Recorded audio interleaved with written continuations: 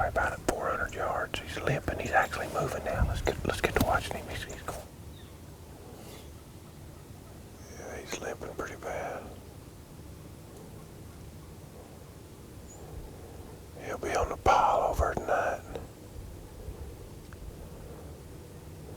Dang, if he just went anywhere else, I'd try to call to him, but...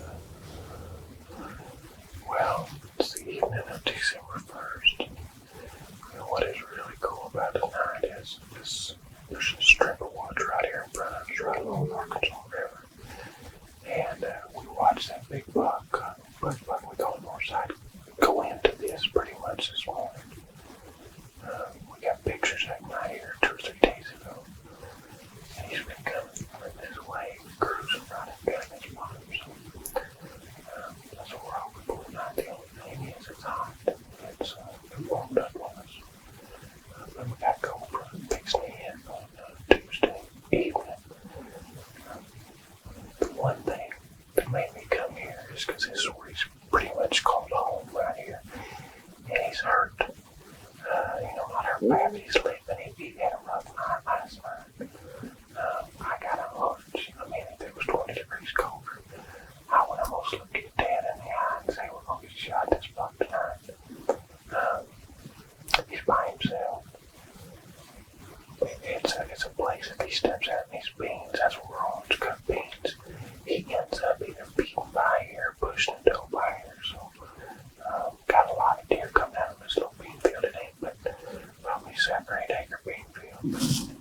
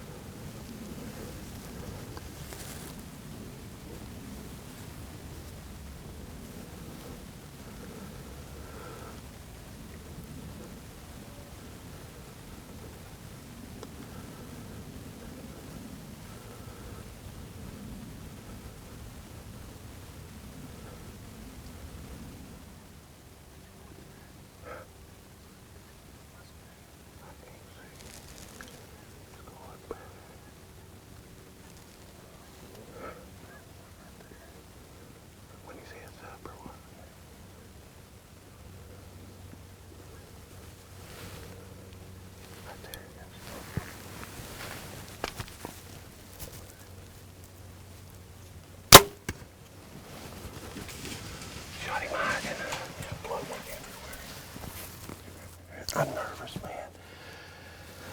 Oh, that's my first deer ever out of a ground blind.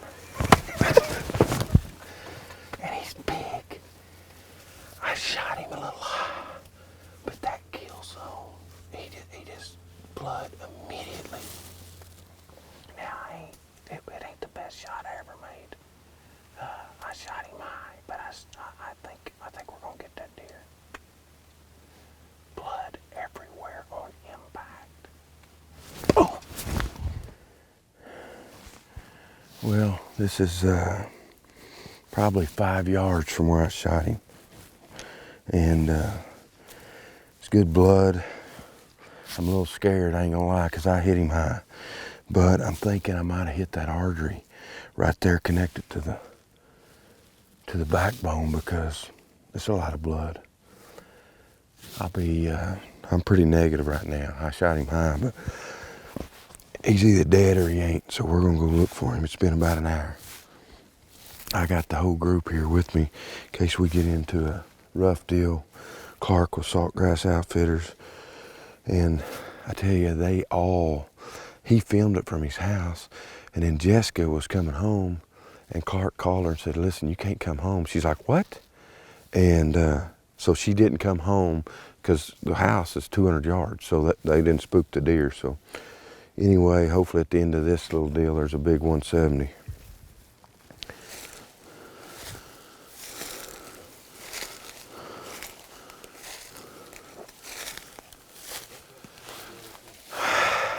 Clark, come up here. He didn't go far. Congratulations. Thanks, man. I tell you now, boom, boom, boom. Oh my goodness, this deer did not go, what, Clark, 60, 70 yards? Look at the blood.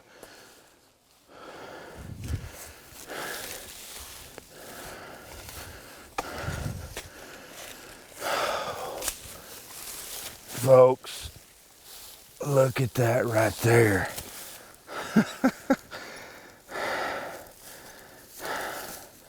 Man, what a buck.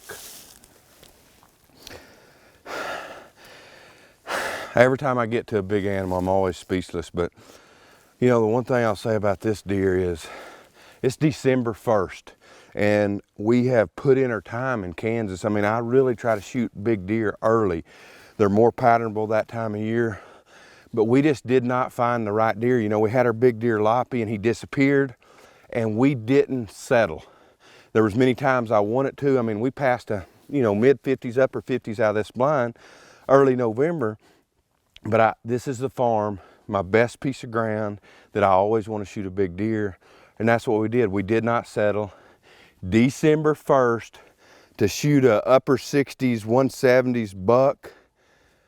Unbelievable. We had cold weather coming and I was excited because I knew the deer were going to move, but I wasn't excited about 4 degrees setting out in it. I knew we was going to have to be in heater bodies. It was going to be tough. And we spotted this deer about, the deer was probably only a quarter of a mile, maybe a half a mile. We were probably 3/4. We seen him from 400 yards, seen he was limping, wasn't interested in does really this morning, had a rough night. And I just told myself, he's going to come back home. This is where we had all these pictures all through the summer. And I had a hunch, I really did. I had a gut feeling and it was hot, but I knew that he was hurting. He was going to come back to his core area.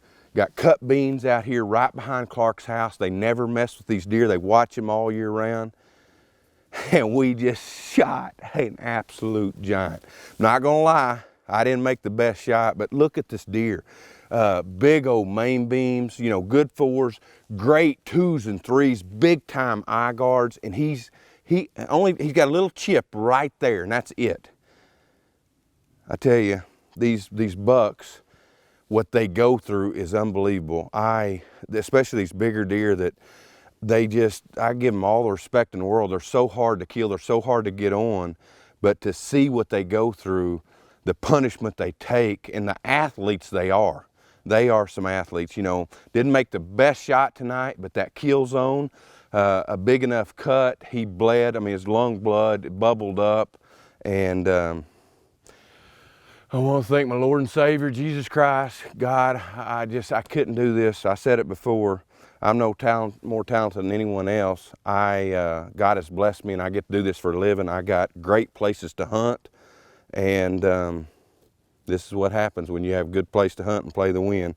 A big old buck up here, Saltgrass Outfitters in Kansas, and I'm one happy hunter today.